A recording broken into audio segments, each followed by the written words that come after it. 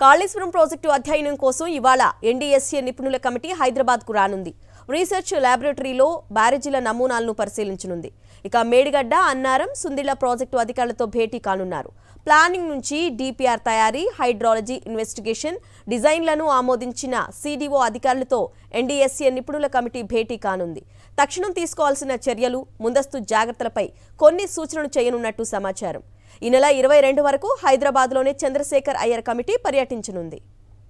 Right, NDSA బృందం ఇవాళ హైదరాబాద్కు చేరనుంది. కాళేశ్వరం ప్రాజెక్టును పర్యటించనున్న నేపథ్యంలో మరిన్ని వివరాలు మా ప్రతినిధి చంద్రశేఖర్ అందిస్తారు. చంద్రశేఖర్, మరోసారి నేషనల్ డ్యామ్ సేఫ్టీ అథారిటీ ఏర్పాటు చేసినటువంటి కమిటీ, ప్రత్యేక నిపుణుల కమిటీ తెలంగాణకు వచ్చింది. కొద్దిసేపటి క్రితమే హైదరాబాద్ లో ల్యాండ్ అయింది. ఆఫ్టర్నూన్ జలసౌదాలో ఇరిగేషన్ అధికారులతో సమావేశం కానుంది. ఇక గతసారి జరిగినటువంటి సమావేశంలో అధికారుల నుంచి పూర్తి స్థాయి సమాచారం ఎన్డీఎస్ఏ టీం అందుకోలేకపోయింది. అధికారుల నుంచి కొంత మద్దతు కూడా లేదంటూ చంద్రశేఖర్ అయ్యర్ వాళ్ళ మీద సీరియస్ అయినటువంటి పరిస్థితులు మనం గతంలో చూసాం. మరి ఈ రోజు నుంచి 3 రోజుల పాటు రాష్ట్రంలో టీం పర్యటించనుంది. జలసౌదాలోనే వరుస సమావేశాలు 3 రోజుల పాటు ఉన్నాయి. అదేవిధంగా 22వ తేదీన సాయంత్రం రాజేంద్ర నగర్ లో ఉన్నటువంటి రీసెర్చ్ ల్యాబొరేటరీ టీం ఏదైతే ప్లేస్ ఉందో ఆ ప్లేస్ దగ్గరికి వెళ్లి స్వయంగా విజిట్ చేసి అక్కడ ఉన్నటువంటి గ్రౌండ్ లెవెల్లో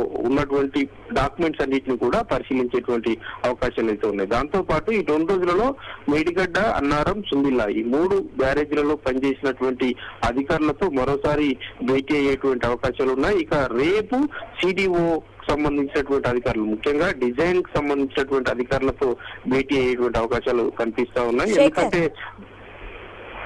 తక్షణ జాగ్రత్తలు తీసుకోవాలి అని చెప్పేసి ఇవాళ సూచించే అవకాశాలు ఉన్నట్లుగా తెలుస్తుంది కదా. అంటే తక్షణ జాగ్రత్తలు ఏంటివి, ఎలా ఉండే విధంగా ఉంది?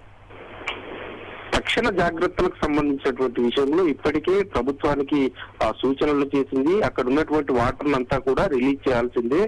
మిగతాకు సంబంధించినటువంటి అంశాల మీద ఇన్వెస్టిగేషన్ అయిపోయిన తర్వాత మేము సూచనలు చేస్తాం. ఆ కమిటీకి 4 నెలల పాటు టైం ఉంది. కానీ ప్రభుత్వం కోరింది 4 వారాల్లో తాత్కాలికమైనటువంటి రిపోర్ట్ ఇవ్వాలని. వర్షాకాలం లోపు రిపోర్ట్ ఇస్తే ప్రాజెక్టులలో నీళ్లు నింపొచ్చా లేదా అన్నటువంటి అంశం మీద క్లారిటీ ఇవ్వాలని కోరింది. కానీ ప్రస్తుతానికి ఇన్వెస్టిగేషన్ జరుగుతుంది. ఇన్వెస్టిగేషన్ లో భాగంగా మరి రాష్ట్ర ప్రభుత్వానికి తాత్కాలిక రిపోర్ట్ లో భాగంగా 4 వారాల నుంచి ఏమిస్తుంది, ఏమివ్వదు అన్నది చూడాల్సి ఉంటుంది. అదే విధంగా కమిటీ 19 రకాల యొక్క వివరాలను ఇవ్వాల్సిందిగా రాష్ట్ర ప్రభుత్వాన్ని కోరింది. రాష్ట్ర ప్రభుత్వం దగ్గర ఉన్నటువంటి అన్ని రకాల సమాచారాలను డాక్యుమెంట్ రూపంలో ఎన్డీఎస్ఏ టీం కి రాష్ట్ర ప్రభుత్వం అందించింది. కానీ అధికారుల నుంచి కొంత పూర్తి స్థాయి సమాచారం రావట్లేదు అన్నటువంటి అసంతృప్తి మాత్రం చంద్రశేఖర్ అయ్యర్ టీం వ్యక్తం చేస్తున్నటువంటి పరిస్థితుల నేపథ్యంలో ఈ పర్యటనకు సంబంధించినటువంటి విషయంలో 3 రోజుల పాటు పర్యటన ఉంది కాబట్టి ఈ 3 రోజుల్లో ఏమైనా మాట్లాడుతుందా లేదన్నది చూడాల్సి ఉంటుంది. అదేవిధంగా ఇంటర్నల్ కి సంబంధించి గతంలో తీసుకున్నటువంటి డాక్యుమెంట్లు అన్నింటినీ కూడా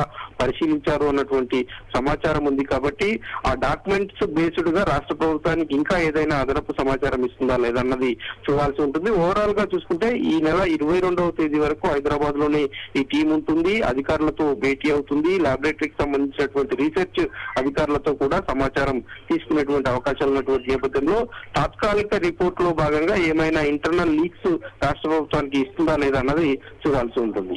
right Shekhar, thanks for the updates.